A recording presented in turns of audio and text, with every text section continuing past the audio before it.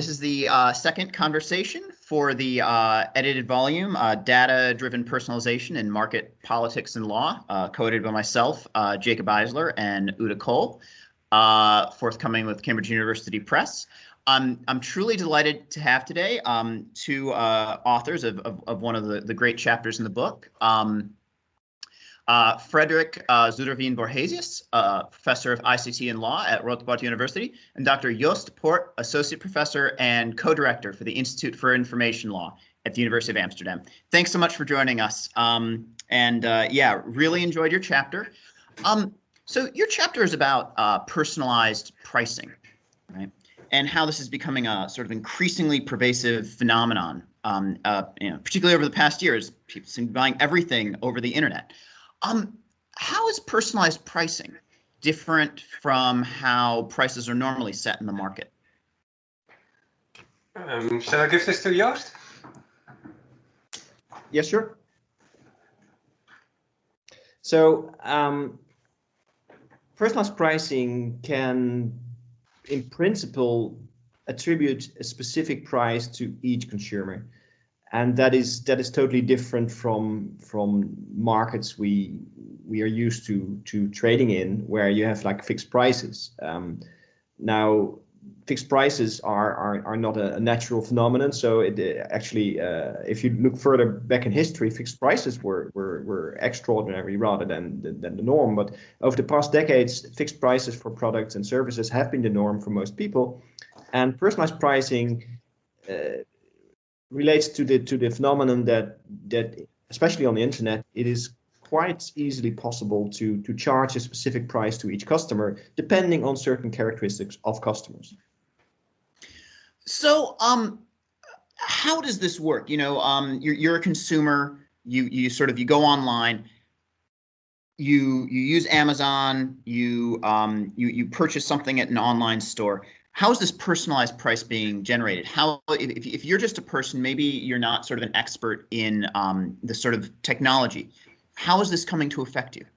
I know one real life example where it was research by a team at Wall Street Journal in 2012. They found out that different online stores in the US adapted the price to the location of the online customer. And they estimated the location on the basis of the customer's IP address. And then if the customer was in an area with many competing brick and mortar shops around the customer, then the online store would show a low price.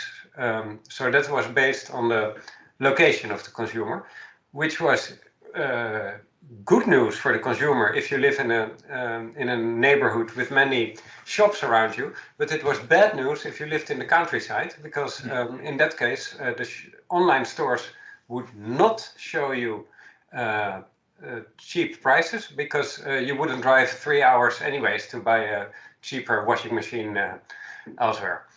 But this brick and mortar stores can't have been happy with this, right? Because this must have been giving them the online stores a huge competitive advantage that brick and mortar stores just couldn't compete with on those terms, right? I suspect actually that the brick and mortar stores that were close to each other were also looking at each other's prices and setting their prices there. It was mostly consumers were irritated. Both in the countryside, but generally consumers tend to react really shocked when they are informed about paying different prices than others. And Joost, I'm thinking in particular about a comment you made about how, you know, we might be more used to fixed prices, but those are also constructed by the market. Is this personalized pricing phenomenon, would you characterize it as a good thing, a bad thing, some good, some bad, natural, unnatural? You know, if somebody said, you know, okay, you guys are being put in charge of the Personalized Pricing Global Review Commission, you know, sort of what would your first sort of statement about personalized pricing as a phenomenon be? You have to offer an evaluation before you offer all of your policy suggestions. What would you say? Okay, that's really a hard one. I think it was Winston Churchill, right, who asked for a one-handed economist, because economists always say on the one hand, on the other hand. So I'm gonna do that. Yeah, I mean, economic literature and economic empirical literature is absolutely not conclusive about any kind of overall effect of price discrimination and personalized pricing. So, in general, first of all, I understand why companies do it. Secondly, it can be good for consumers that companies adapt prices. And it can help companies survive because it can enable companies to kind of regain their fixed costs while charging lower prices to poor customers and higher prices to rich customers. So there can be a lot of Robin Hood in personalized pricing, actually. So categorically, I am in no way against it. Of course, there's a lot of mysteriousness about personalized pricing, especially on the internet. There's a lot of intransparency. So there are many elements of it which consumers just passionately hate. And of course, this hatred is also kind of has a value, right? If people despise a certain activity, even though they might be better off as a result of it, it might still not be a good idea. So there are many angles surrounding it. Fact is, price discrimination, to change words for the more general concept, which has been around also way before the internet was invented, is a phenomenon you will find anywhere. I mean, who is against a student discount for a conference, right? That's price discrimination. Yeah. It's interesting. So I know in your chapter you talked about that you had some really interesting sort of data on this. But let me ask you about why. Why, we live in a world that, is constructed in all sorts of ways, many of which are very subtle through government policies, sometimes private collaborations. Often the government will try to intercede when it sees those sort of private collaborations as pathological, like in sort of price collusion. Why do people feel so strongly about price discrimination, given that, as you said, it can be good and bad for them? Why this? Why does this elicit that sort of sense of that gritted teeth, this is unfair response? Yeah, we've been struggling with that question, and if you read the chapter, you will find parts of that struggle still on the pages or behind the pages, maybe.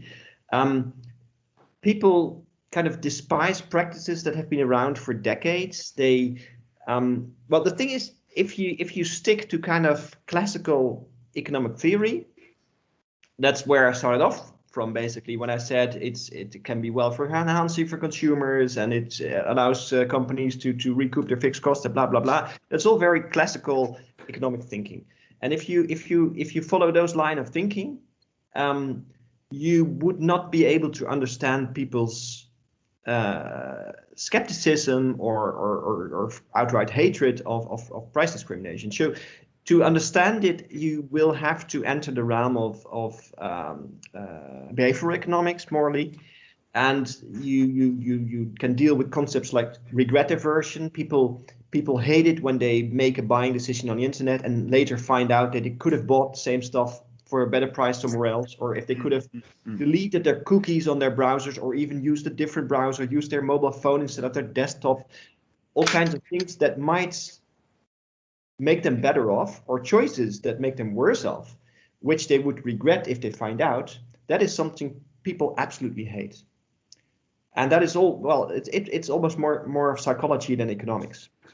And I guess based on what you're saying, even if on the whole, people might find out that, price discrimination as a practice maybe benefits them. Maybe it reduces costs on the whole. Maybe even if they end up paying a little more, it increases the liquidity of the market that they participate in and the cost to them isn't so great. It's when they find that one instance where they got charged more than they should have, right, according to a sort of fixed price model, that will really irritate them. And notice I introduced normative language, more than they should have, more than they would have under a different model. Even if the overall effect of fixed pricing to them is beneficial, they still find it really irritating. Yep. Now, let's see if we can make this like a super viral video by letting me ask you guys a very practical question.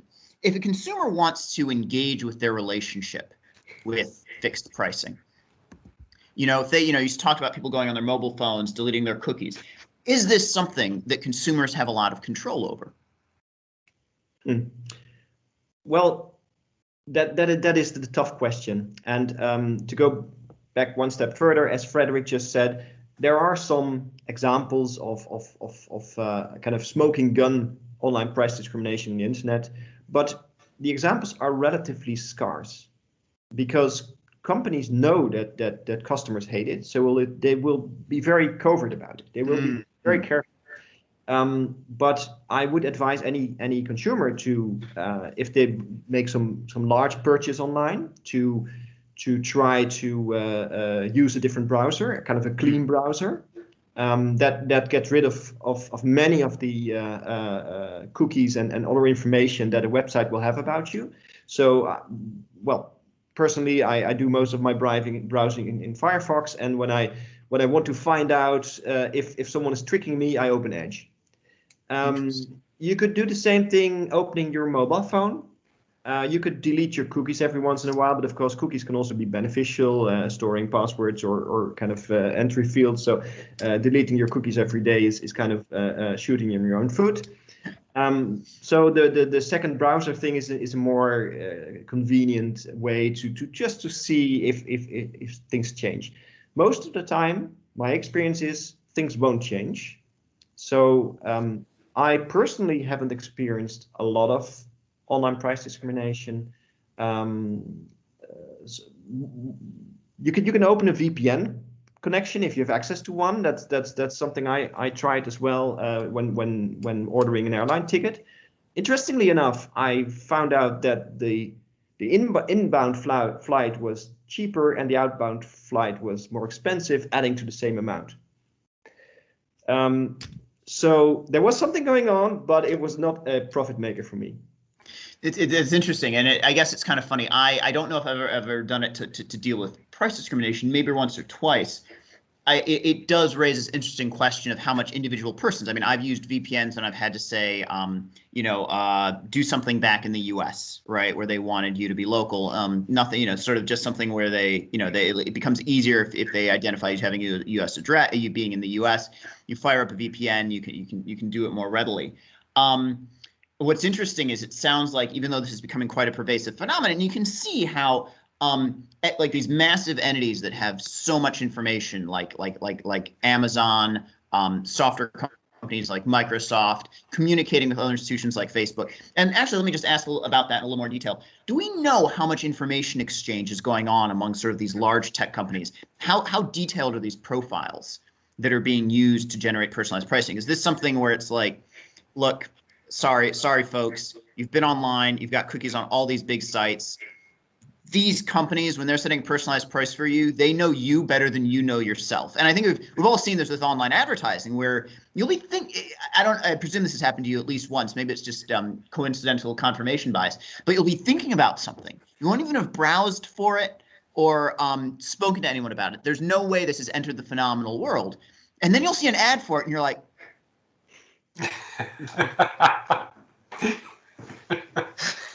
what just happened? And this suggests this sort of incredibly detailed profile that knows us incredibly well that's being built up. Is the personalized pricing, are they taking advantage of that? Are they building these quite detailed profiles? The example that Frederik gave is fairly kind of one factor granular. It's okay, we can probably figure out from your IP address where you are. We don't even need to build that detailed a profile of you.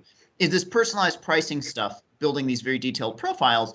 And is it the sort of thing where we can maybe expect it? I mean, what are you guys seeing trends in the ways companies are doing this? Is personalized pricing, do you think that will become more and more sophisticated and sort of, I don't want to say invasive necessarily, because as you said, it could be good. I mean, it's normatively, it's sort of, it's either mixed or unclear. But will it become sort of increasingly sort of integrated into people's lives, do you think, as time goes on? I suspect yes. And earlier you asked how detailed are the profiles. Well, incredibly detailed, because it's the same profiles that companies have been compiling for years, decades, in the case of a few companies, for targeted advertising. And the weird thing is, on the one hand, these profiles are incredibly and literally incredibly detailed, like sometimes with some companies, your browsing behavior over years. On the other hand, we also know the phenomenon that you've bought a new lawnmower or a new water cooker, and for weeks you're haunted by water cooker ads on the internet. So on the one hand, many companies have incredibly detailed profiles on us. On the other hand, they're still really bad at predicting. And then your other question was, do we think it will become more pervasive?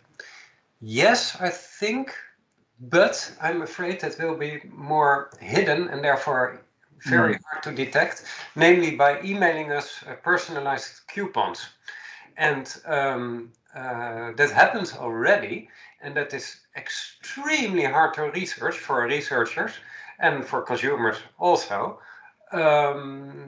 And yeah, that probably happens already. No, it does. We know already. Sometimes you just get a coupon. Hey, you forgot items in your digital shopping cart. Here's a 10% discount. You get that, right? And we don't know whether somebody else gets 5% or 20%.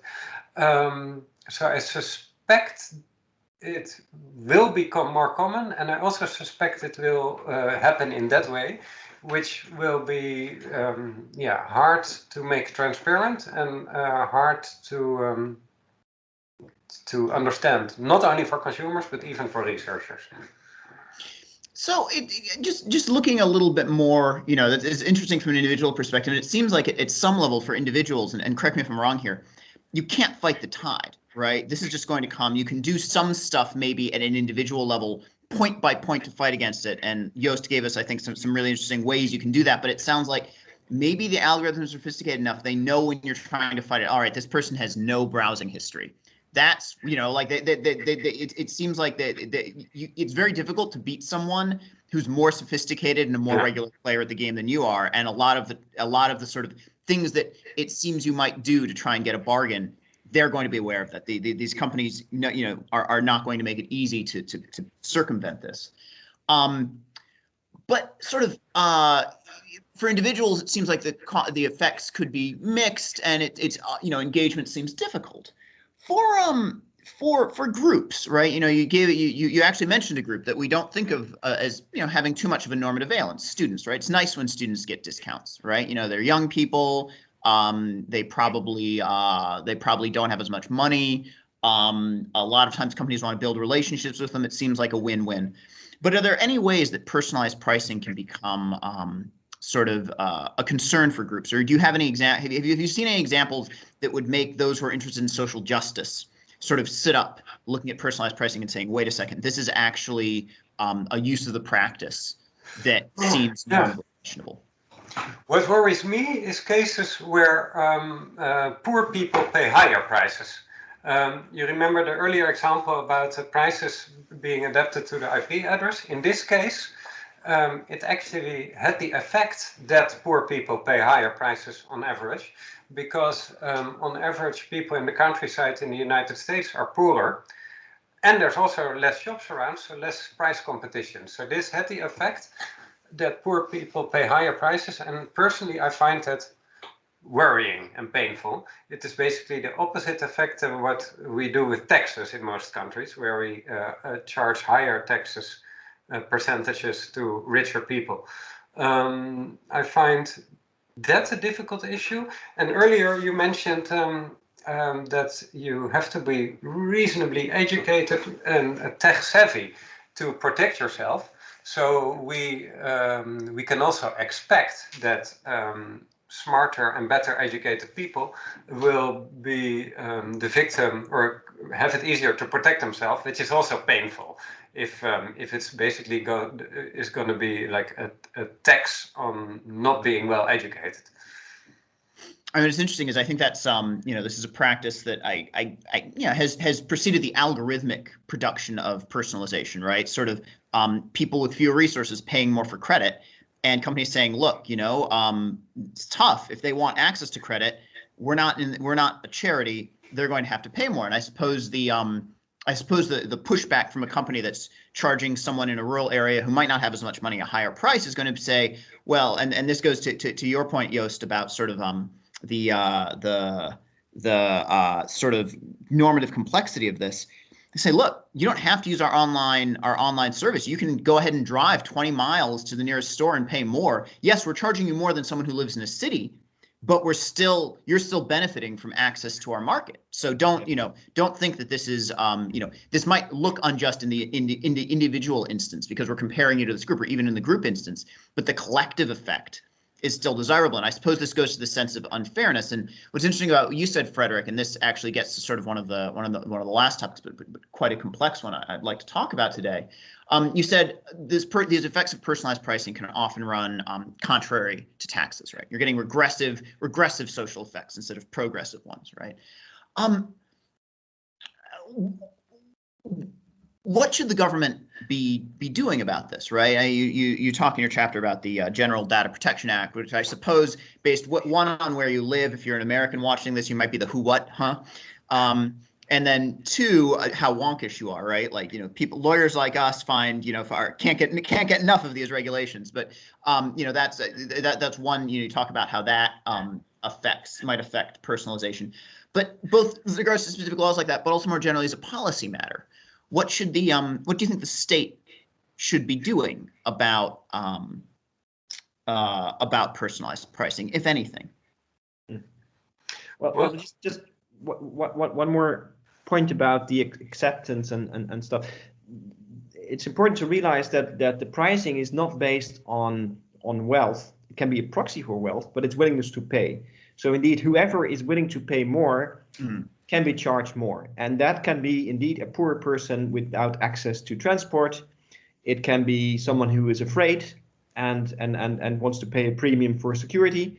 So there are all kinds of ways to influence willingness to pay. And that's where inequality might also come in, because it's not just wealth.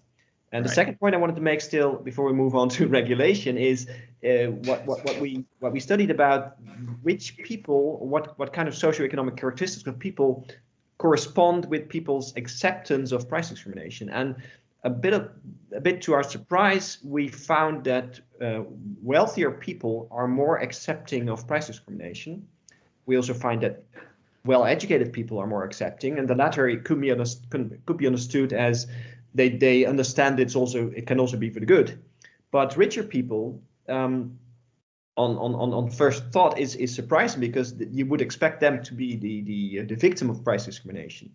But maybe either they just don't care, or they realize that as a result of price discrimination, they have access to all kinds of goods and services that they would be standing in line for if it weren't for price discrimination. So they can have access to the coolest cottages in summer holidays because of price discrimination. It essentially increases market liquidity because, right, you're a rich person, you want this cottage to be on the market. You're not always going to be using it. You want, if that cottage can't always get used or doesn't have a certain utilization rate, it will just go off the market. The person will be like, you know what, I'm going to sell this to someone else. It's not going to be on the market. By having price discrimination, you increase the number of people who use it, increasing the likelihood that when you want to pay for it, it will be there. It just increases sort of the market. That's a very crude example, but that might be one way the rich person might say, you know what, even if I'm getting charged more, the overall effect, even on me, even being a completely selfish actor, will be bad if we don't have this type of price discrimination. Just before we go on to the government, just one sort of follow up to that. That's a bit of a detour. Can either of you think of, and this is just for the listener, this is not some gotcha where we've planned this out. This is really interesting. Can you think of any instance of price discrimination that one might say has produced social deadweight loss, that has actually made the world worse off, where you could say, well, because of this form of price discrimination, some of them, they might seem there might be second order systemic effects that we don't like, right? It might be regressive, but it seems like on the whole, it tends to increase access to the market by increasing liquidity. Are there any examples you guys have come across where it's like, no, this is bad. This is actually harming the market. There is no way this can be redeemed other than that it's sort of brutal rent seeking by the party doing the price discrimination. Yeah, well, if it's rent seeking by the party doing the price discrimination, there is still some positive side to it. The first example that comes to mind to me is about versioning, which is also a type of price discrimination, even if not on an individual basis.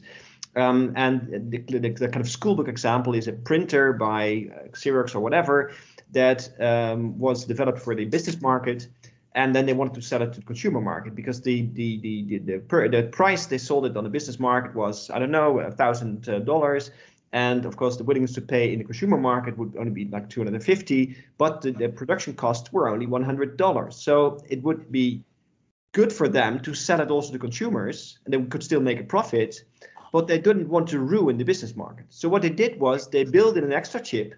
That is, they made the printer more expensive because they had to build in an extra chip to reduce the printing speed. So they actually deteriorated the product, made it more expensive to produce, and thereby increased their profits. I've heard about this. This is sort of, you get with this with software, with all sorts of products that can be technologically throttled now, right? Because you, especially with software, you might have a fixed cost for producing the code. You want to be able to go to different markets, but if you don't throttle it somehow, everyone will buy the cheap consumer version. If you don't throttle it, why would a business pay more? Yeah. By actually throttling it, you increase the sort of profit. I mean, I find this to be, it makes sense from a financial perspective. One finds it super counterintuitive because what you're doing is you're making, at one level, you're making the world worse, right? It's like everybody could have the fancy, everyone could have a Ferrari, but the problem is if everyone could buy, it's super counterintuitive in this way, right? But if you don't throttle it, the people who want the higher end product won't pay more. Everyone will buy the cheapest version. And then the company doesn't even have the sort of incentive to do the development. So it's actually, it's not just a first order, it's almost a zero order effect where if you don't have this type of price discrimination, you don't get the economic effects that lead to innovation. So it's almost a sort of intellectual property law type problem as much as anything else. So that's a tragic, but the necessary tragedy of it, indeed, that as consumers, you're kind of stuck with products which could have been better for the same price, but don't exist because that would ruin the market in some way. And it's really interesting. We're driving cars which are worse than they could have been. We're using software that is worse than it could have been.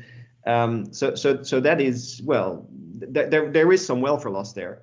I think it was Tesla that did this, where they actually, I think Tesla is doing this as well. I think I heard on the news, and it's interesting because it sounds super offensive when you first hear it, but thinking about the systemic logic, you understand why companies need to do this. It's to maintain a market that is profitable for them. And you could say, well, if they didn't do this type of throttling, we just have worse products for everyone and more expensive products for everyone. Even I think the paradox here is this means for any individual consumer can be staring at their printer thinking, watching it ka-chunk, ka-chunk, ka-chunk, right? Spit out pages very slowly thinking this could be cheaper to make and vastly better if not for these weird systemic effects. And I think this raises this funny ontological question about our status as individual participants in society, in the market, and what we want, and the systemic effects that need to come out. And this does sort of, really interesting, this does loop back to my sort of last question. What should the government be doing here, if anything, right? I mean, you guys are sort of the experts in this. I sort of started this off with this hypothetical about you're put in charge. What is your first paragraph when you're leading the Global Commission for Personalisation, Price Discrimination Reform? So what is your section 5, your section on policy recommendations? Is the GPDR a strong enough tool? Do you think government should take a stronger hand in addressing this? Well, let us first start. If it would be up to the voters, it would be banned immediately, no question. Like the majority is so overwhelming, and people, like the general public, is so deeply angry about the possibilities for personalized pricing that if you would put it up to a vote like that, it would be banned immediately. So if political parties would make it into an issue, then yes, civil servants may push back with economic arguments, but the public would ban it immediately. But as Joost said, there are counter arguments. For instance, student discounts, most people don't have problems with it, and cheaper medicine for poorer countries should be a no-brainer, I think. Still, I share the intuition that it has, myself too, that it feels just incredibly unfair. And normally I think it is quite a weak proposal, which I'm going to make now, but I'm going to make it. And let's see whether Joost, the economist, agrees with me. I'm the lawyer, Joost is the economist. Is requiring transparency from companies. Like, say honestly, clearly on your website, if you personalize prices. That has the effect, I suspect, that most companies are so afraid for the consumer reaction that they won't personalize prices anymore. And then if we make this transparency requirement like reasonably targeted, Like you don't have to say whether you sell your medicines cheaper in other countries, or even you have to say, but that should not make consumers angry. So I think a transparency requirement would scare many companies away from using the practice, and I think that could work here. Yeah. I guess what's interesting is one might hope that as people saw these transparency things go into effect, these transparency requirements, and they saw prices go up, they saw fewer products be available. This hopefully, you say right now voters against this. Hopefully, in a wise society, this would have a loop where people would say, you know what, maybe fixed pricing isn't so bad. Let's retain the transparency requirements, so I know when I'm being when I'm experiencing price discrimination, or maybe let me see what the unpersonalized price would be as well. Though I suppose that raises a paradox of what if it's lower, people would always go with the lower one. But people might come to recognize that it's a systemic good. I suppose it would sort of depend on the effects. I still have, think about the Xerox example you gave, Joost. I'm still sitting here, my brain kind of smoke coming out my ears, thinking like, you made this product more expensive and worse, and you're telling me it produces a better society. And I guess in the abstract, I can imagine that it does, but I'm still looking at my printer, shooting out one page every 30 seconds, thinking, what, this is such a terrible product. What, so I suppose it would be how, I think this is a general problem for technological personalization. Some of the effects are so strange, right? And so difficult to get our heads around because they're systemic in effect, that we struggle with them as individual voters, right? And it raises, we have this classical conception of democracy, this Athenian vision of what democracy is like, sort of the individuals coming together in the shared community on the hillside and having a voice vote, and we try and expand that. One, we get a variety scale, that's a different democratic problem. But let's look at these new things where if you have direct democratic response, and as you suggested, Frederik, you're going to get these effects that might remove something that's quite beneficial because it's just so difficult to understand. There are many examples of this. This is one of the concerns about technocracy. But it sounds like fixed pricing is an area where if you had direct democratic accountability, it might be so complex to understand, you could end up with worse policy than if you have a sort of more technical approach to government regulation. Well, you lose some when you ban personalized pricing, but you also win some because before the pandemic, as an academic, we were still booking flight tickets, etc. And I find it an extremely stressful thing to do. I use different browsers, then I check the next day, the prices of one airline went down, the other went up. And what I usually do is postpone it too long because I think, oh no, that I suddenly have something other important to do. And then too close to the conference, I start booking the airlines. And even though I'm spending my boss's money, I still feel cheated all the time and I find it stressful. And then I buy tickets and I think I probably lost out on better deals because I didn't do my homework well enough. And I think it would be a complete nightmare if our general shopping experience is going to be like that too. I don't know whether this stressfulness is easy to translate into economic thinking. You could make it into kind of transaction cost. Anyways, I find it, that looks like a nightmare to me. Yeah, so well, in defense of capitalism. No, I mean, companies know this as well, right? So what I seem to observe over the last years is that the sharp edges are being taken off. Because as you say, if there's kind of a non-discriminated reference price which is lower than the price you're paying, you feel screwed, and you opt for the non-discriminated price.